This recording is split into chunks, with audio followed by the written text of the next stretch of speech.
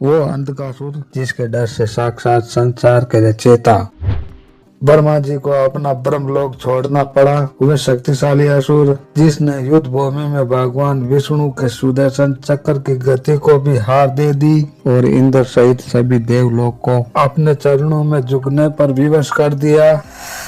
लेकिन जब वही अजय दैत्यराज अंधकार के मध्य में अंधा होकर साक्षात माता पार्वती पर बुरी नजर डालने का दुस्साहस कर बैठा, तब महादेव का धैर्य अग्नि की ज्वाला में बदल गया। दरअसल इसे विनाशकारी युद्ध की नींव बहुत पहले ही रखी जा चुकी थी। आप देख रहे हैं ब्रह्मा युग चैनल। तो चलिए अब करते हैं ज्ञान की बात। अगर अभी तक आपने हमारे चैनल को सब्सक्राइब नहीं किया तो सब्सक्राइब जरूर करें। अंधकासुर का जन्म महादेव के पसीने की एक बूंद से हुआ था, जो पूर्ण रूप से अंधकासुर का प्रतीक था। असल में जन्म से ही अंधा होने के कारण उसे हर जगह तिरस्कार मिला, जिसने उसके भीतर प्रतिशोध की ऐसी आग धध गई थी जो पूरे ब्रह्मांड को भस्म कर सकती थी।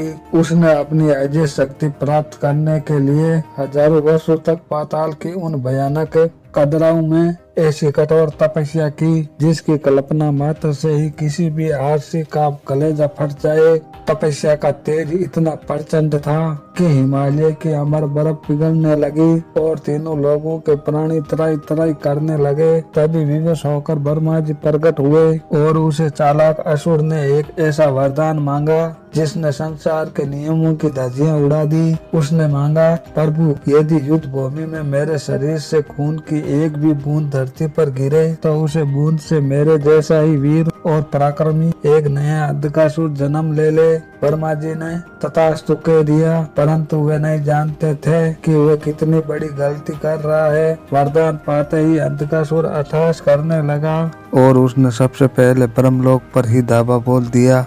ब्रह्मा जी जो शक्ति के प्रतीक है, इसी असुर के रण हुंकार के आगे विवश हो गए। दरअसल अंधकासुर जानता था कि ब्रह्मा जी युद्ध के देवता नहीं है, इसीलिए उसने उनके संयम की धज्जियां उड़ा दी। ब्रह्मा जी को अपना लोक छोड़कर सुरक्षित स्थान की ओर भागना पड़ा। इसके बाद अंधकासुर ने सवरंग पर आक्रमण किया। देवराज इंद्र ने सोचा कि वे अपने ऐरावत और वरज के बल पर इसी असुर को धूल चटा देंगे, परंतु जैसे ही इंद्र ने अपना वज्र अंधकासुर की छाती पर मारा, वहाँ से खून की हजारों बूंद फव्वारे की तरह निकली। देखते ही देखते पूरा सवरंग करोड़ों अंधकासुर से भर गया। इंद्रदेव दिशा हार होकर युद्ध भूमि से भाग खड़े हुए।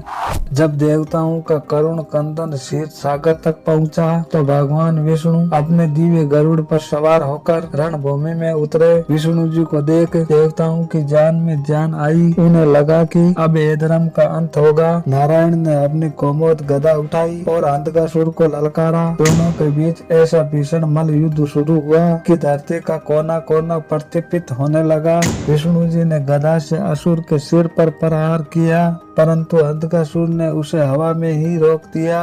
असल में अंधकासुर की शारीरिक शक्ति अब साक्षात देवताओं के समान हो चुकी थी। विष्णु जी ने उसे अपनी माया से उड़ जाना चाहा, पर ब्रह्मा जी के वरदान ने उसे हर माया से अलग बना दिया था। दोनों महाशक्तियों के टकराव से ब्रह्मांड में बिजली कड़कने लगी और समुद्र का पानी उबलने लगा।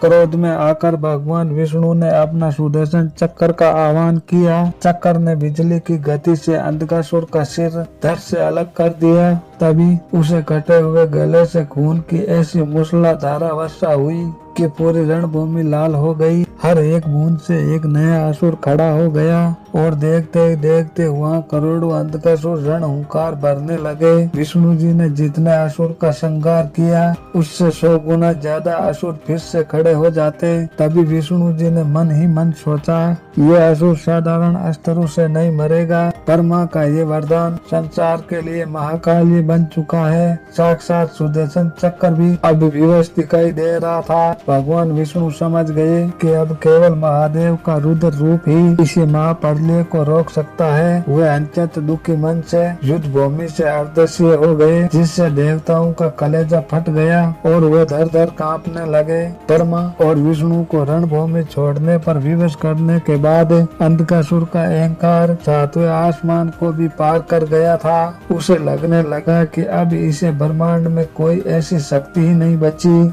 जो उसका अंत कर सके। दरअसल इसी मद में चूर होकर उसकी बुरी नजर जगत जननी माता पार्वती पर पड़ी। उसने अंत्यत अपमान जनत स्वर में चिल्लाकर कहा, ऐसी अनुपम सुंदरी का स्थान इस भस्मधारी तपस्वी के पास नहीं, बल्कि मेरे जैसे अजय सम्राट के राजमहल में होना चाहिए। वह अपनी विशाल गदा को कैलाश की पवित्र चोटियों पर पटकता हुआ आगे बढ़ा। पर्वत के बड़े बड़े शिखर ताश के पत्तों की तरह टहलने लगे। वह जोर जोर से ठहाक करते हुए महादेव को ललकारने लगा, और शमशान निवासी कहाँ छुपा है? आज मैं तेरी जीवन लीला समाप्त करके ही दम लूंगा। असल में महादेव उस समय महासमाधि में लीन थे, लेकिन जैसे ही उसे पापी ने माता पार्वती की ओर अपना अपवित्र हाथ बढ़ाया, वैसे ही कैलाश का वातावरण प्रलयकारी हो गया। अचानक महादेव के तीन नेत्र खुल गए और उनसे निकलने वाले क्रोध के तेज से चारों दिशाएं हिल जाने लगी। उनकी एक ही हुंकार से हिमालय की चोटियां आपस में टकराने लगी और पूरा ब्रह्मांड दर दर कांपने लगा। महादेव अपनी समाधि से उठे और उन्होंने अपना पिनाक धनुष उठा लिया। रणभूमि का नजारा इतना खतरनाक था कि साक्षात मृत्यु भी अपना रास्ता बदल ले। महादेव ने अंधकासुर पर बाणों की वर्षा कर दी। महादेव का प्रत्येक बाण बिजली की गति से असुर के शरीर को छलनी कर रहा था, परंतु वरदान के कारण समस्या घटने के बजाय बढ़ती जा रही थी। अंधकासुर के सीने से खून की मूसलाधारा वर्षा होने लगी और देखते ही देखते अरबों नए अंधकासुर पैदा हो गए।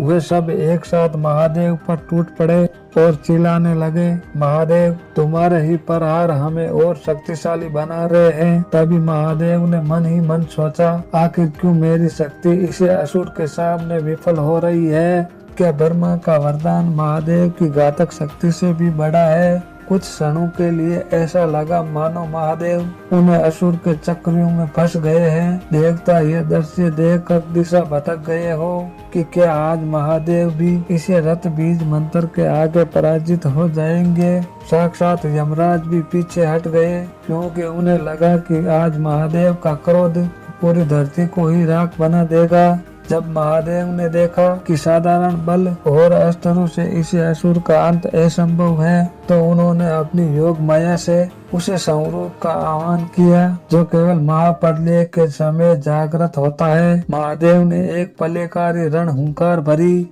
और साक्षात माता महाकाली चामुंडा को पुकारा। आकाश का सीना फट गया और उबलते हुए ज्वालाओं के बीच से देवी काली प्रकट हुई। उसकी जीभ से लपट निकल रही थी और आंखों में महाविनाश का क्रोध था।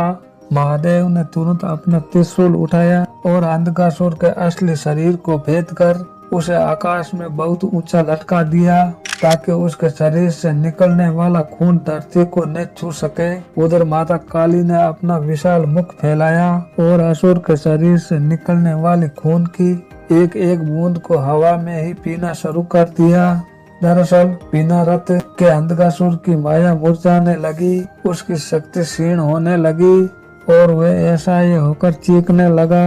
वह त्रिशूल पर लटकते हुए ही फूट फूट कर रोने लगा और महादेव के चरणों में मोक्ष की भीख मांगने लगा। अंधकासुर का शरीर पूरी तरह रथहीन हो गया और उनका अहंकार जलकर भस्म हो गया। उसने अपनी भूल स्वीकार की और महादेव की तारीफ करने लगा। महादेव जो अत्यंत दयालु है, उन्होंने उसका अंत करने के बजाय उसे अपना गण बना लिया और उसे बर्गी के रूप में नया जीवन दिया। असल में ये युद्ध संदेश था कि जब एधर्म की सीमा पार होती है तो साक्षात महाकाल को भी रुद्र रूप धारण करना पड़ता है। इसी प्रकार महादेव ने उसे संकट को टाला, जिसे ब्रह्मा और विष्णु भी नहीं रोक पा रहे थे। तो आपको हमारी ये वीडियो कैसी लगी कमेंट बॉक्स में जरूर बताइए। अगर आपको ये वीडियो अच्छी लगी है तो लाइक कीजिए, हमारे चैनल को सब्सक्राइब कीजिए और ज्यादा से ज्यादा शेयर भी कीजिए। मिलेंगे अगली बार एक नई खास वीडियो के साथ, तब तक के लिए जय श्री कृष्णा।